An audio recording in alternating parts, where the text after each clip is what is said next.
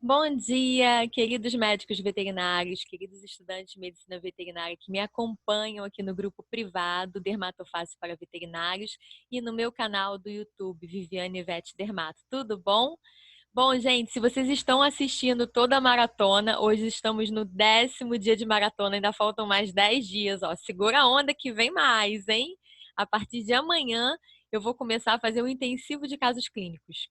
Então, até hoje, a gente só falou um pouquinho de conteúdo, né? Uns conteúdos básicos para vocês que estão começando aí em clínica geral, estudantes que já estão quase formando, e médicos veterinários que atuam na rotina clínica.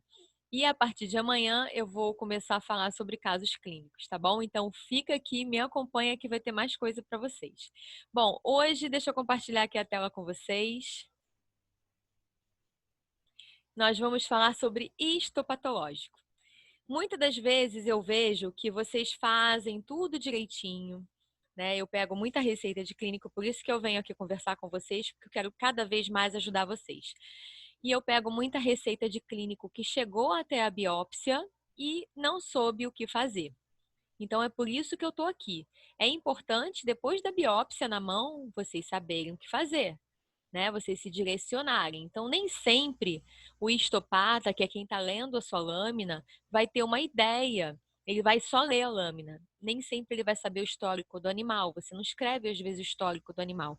Você coloca a sua suspeita, né? Mas é importante você conversar sobre o histórico do seu animal com quem vai fazer a sua lâmina. E é muito importante também que esse histopata seja alguém que entenda de dermatologia. Isso também é importante. A não ser que você não tenha na sua cidade, onde você trabalha, um histopata que entenda de dermato. Aí você vai acabar fazendo com ele porque ele vai saber ler a lâmina de qualquer maneira. Mas é importante você receber esse material e saber identificar com o que você está na mão, né? Então vamos lá. Deixa eu só aumentar aqui. Então vamos lá. Histopatológico na mão. E agora? O que você está vendo, né? O que você está lendo? Como é o vocabulário na dermatopatologia? Bom, quando você vê escrito hiperplasia, né? A hiperplasia normalmente é encontrada em dermatites crônicas, ou seja, o muro está dobrado.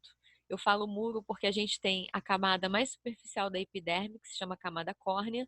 Então, quando ela está hiperplasiada, né, hiperqueratótica, ela está hiper é máximo, então ela está aumentada. Então, tem um maior número de células, está aumentando o tijolo, aumentando o muro. Então, é uma hiperplasia cutânea, né? Então, significa espessura aumentada da epiderme, tá? Quando você lê o termo atrofia, significa que ela está diminuída. Então, ocorre uma diminuição da espessura da epiderme não ceratinizada. Ela fica mais fina, ela fica mais atrofiada. E a atrofia é comum você encontrar esse termo histopatológico em endocrinopatias, tá? Então é uma dica. Atrofia folicular, atrofia de outras coisas, você normalmente encontra endócrino. Então, se o histopata não te dá essa dica, eu já estou te falando assim que na maioria das vezes você pode pensar em alguma endocrinopatia. Hiperceratose ou hiperqueratose é o aumento da espessura da camada córnea da epiderme, ou seja, a mesma coisa que a gente estava falando. Hiperplasia é o número, aumento também da epiderme, né? Hiperqueratose é quando você vê aquela camada mais crustosa, mais espessa, mais dura, né? Então é uma queratose, ou seja, o dobro de queratina na camada córnea, que é a camada mais superficial da epiderme. Hiperqueratose ortoqueratótica anuclear. É muito comum você ver esse termo quando você pensa em doença endócrina, quando você vê um quadro seborreico crônico, né? Porque o seborreico crônico também vai estar a camada mais superficial da epiderme, que a camada córnea, ela vai estar aumentada de muro, ela vai estar seborreica, crostosa, né? Grossa. Em algumas dermatofitoses, não no início, mas numa dermatofitose crônica e generalizada, você também pode ver isso. A síndrome do comedo do Schnauzer, você que já atendeu o Schnauzer, cheio de furúnculos no dorso, né? Então, quando você faz a biópsia, pode ser sugestiva de síndrome do comedo do Schnauzer quando vem hiperqueratose ortoqueratótica nuclear, num dos termos da histo que você for analisar, tá? A adenite sebácea também. Hiperqueratose paraceratótica nuclear. Você costuma ver em casos de ectoparasitismo, dermatose responsiva ao zinco ou responsiva à vitamina A. Como é que você vai diferenciar uma da outra, tá? É importante você diferenciar uma da outra justamente com a sua anamnese, seu exame físico e dermatológico. Então, a isto vai ser o quê? Um fator coadjuvante. Você está fazendo para fechar o seu diagnóstico. Você já tem um caminho, você já tem uma suspeita, mas você está com a dúvida. E aí você vai filtrar de acordo com o que você viu, de acordo com o que você perguntou, de acordo com o que você já sabe, né? Você já tem um encaminhamento, e aí quando você fecha, você vai ver isto, você vai fechar o seu diagnóstico. Necrose. Necrose é a morte celular, é a morte de tecidos, né? Uma morte tecidual, celular em organismo vivo.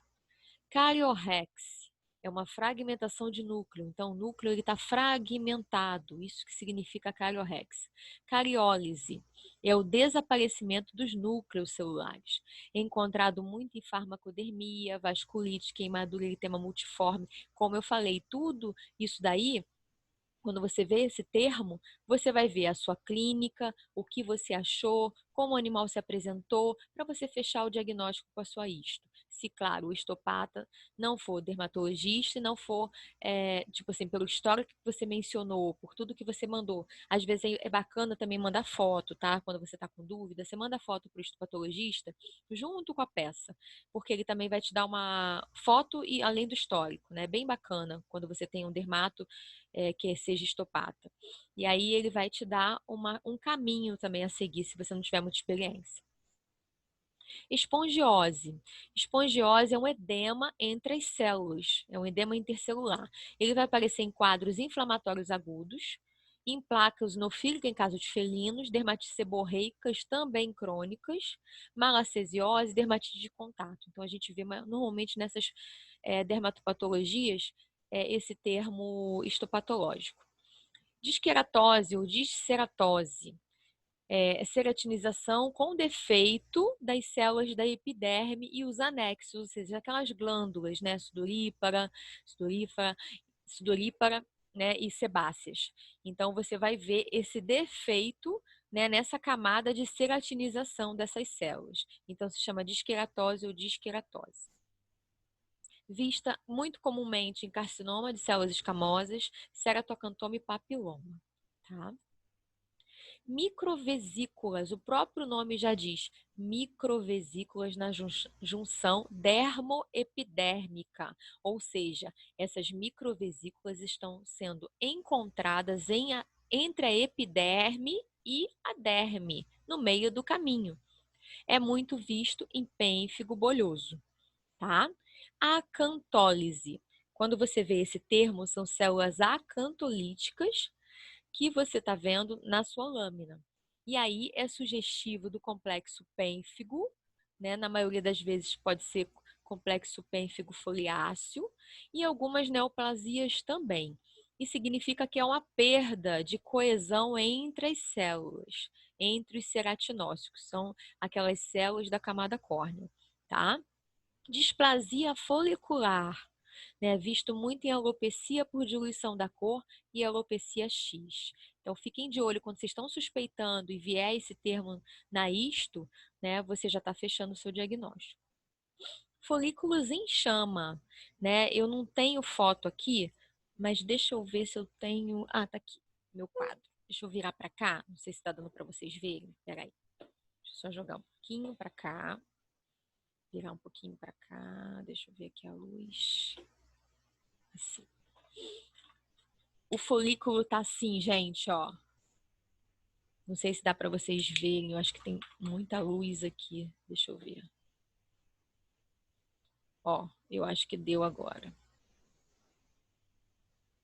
É porque eu tô com uma luminária aqui, ó. Folículos em chama, ó. Tá vendo? Agora acho que dá para ver. Tá vendo? Parece um fogo mesmo, ó. O folículo tá assim, ó, todo espedaçado para cima, parece um fogo saindo de dentro do folículo. Isso é folículo, é o termo que eu falo assim, é a foto, né? A foto de um folículo em chama atrofia folicular, mixedema, é muito comum a gente ver em endocrinopatias, tá? Então, quando vocês verem esse termo no seu laudo, já suspeita. Perifoliculite, degeneração mucoide, incontinência pigmentar, dermatite de interface e dermatite linfoplasmocitária. É muito comum em casos de lúpus. Então, quando você vê essa terminologia, grava na cabeça que tudo indica que você está com quadro de lúpus. Tá? Em doenças autoimunes, é muito comum você ver esse termo histopatológico. Dermatite micropustular, com pústulas intraepidérmicas e acantólise. Então, uma dermatite com pústulas pequenininhas, pústulas intraepidérmicas, ou seja, elas estão entre a epiderme, elas estão meio encapsuladas, e células acantolíticas encontradas ali dentro dessa cápsula. É muito comum em pênfigo foliáceo. Vocês podem ver a minha página Dermatofácil, eu tenho uma foto de uma histo de um pênfigo foliáceo. Então, depois você volta lá na página e você vai ver exatamente o que eu acabei de falar, tá? Micropústulas espongióticas são vistas em dermatite atópica e foliculite superficial. Então, além desse termo, se você vê espongiose, também você pode suspeitar de dermatite atópica crônica. Paniculite. Paniculite você vê mais em trauma, reação pós-vacina, reação à droga e algumas doenças imunomediadas. Qual é a referência disso que eu passei para vocês, gente? Vocês vão na internet e vão procurar a Revista Clínica Veterinária número 52. Deixa eu passar aqui para vocês. Peraí.